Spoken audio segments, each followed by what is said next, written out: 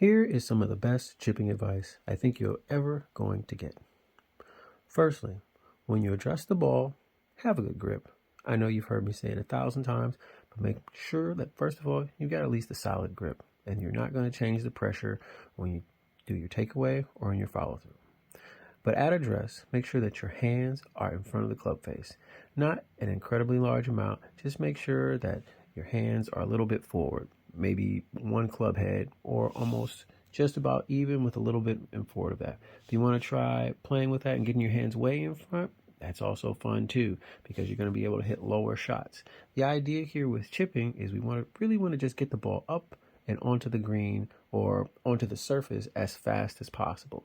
We don't really want to try to do like a pitch shot or a flop shot. With this, we're really trying to carry the ball probably to the edge of the green, maybe for 10, 15, 20 yards off. We're just trying to get the ball moving forward, up in the air a little bit to cover that area that we don't want to run the ball through. We want it to land and bounce and go forward. Now, there are some situations where you might want to get the ball higher in the air to get it to stop. That's going to be for a different time. Here, and in regards to chipping, we're going to want to get the ball on the ground pretty fast, most likely trying to cover a little bit of distance so we can take out either some rough or some fringe. But for the most part, we're trying to get the ball on the ground and rolling forward pretty quickly. So once we've got a good grip, we've got our hands in front of the club face at address, the next part is going to be having a good takeaway. I know you've heard it before, but using the big muscles, use the chest, use the hips. Now, the key factor here with chipping is knowing that you don't have to take the club back as far as you think. Now, I want you to do some practice by practicing taking the club back only maybe about 6 to 8 inches and then hitting the ball forward. Now, make sure you keep your hands forward. You don't want to have to follow through and get the club head up in the air. We're not trying to flop it or get it, do more of a pitch shot. We're just really trying to, like I said, get it maybe no more than 2-3 feet off the ground and moving forward. Sometimes we only even want to get it a foot off the ground. If we're closer distance, we just want, like I said, pop it up, get it on the ground, moving forward. So what you want to do is practice or look at your shoulder turn in relation to the distance that the ball carries in your follow through.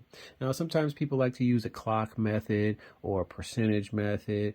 You can just even go by feel, but it's good to have something that you can base it off of. Say, oh, I know what my 40-yard swing feels like, or my 40-yard, that's a pitch shot more likely. But you know what your 10-yard chip is going to be. You know what a 15-yard chip is going to be. You know what a 5-yard chip is going to be.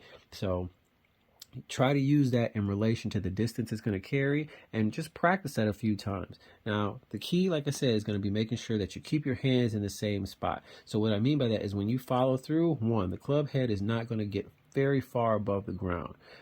It's not going to be waist height. If it is, that's probably all it's going to be, because you're going to be carrying a considerable distance doing that at speed. But you really want to keep the head below waist height and follow through, and making sure that you're using like a consistent speed and follow through. You don't want to slow down. That's the biggest thing. That's what's going to cause so many failures when you try to do those chip shots. It's slowing down in your follow through, or in your downswing, because if you're in the rough is going to catch, pull your club one way or the other, and you're going to not like the result. If you keep your hands forward, strong grip, you're going to find that you're going to have some pretty good results, especially if you practice using like a clock method or a graphical method. I'm just going to take it back about 15 inches, about 30 inches. I'm going to take it to maybe, a certain height that you can see in your posture. So take those with you out on the course, do some practice. I hope to see you out there.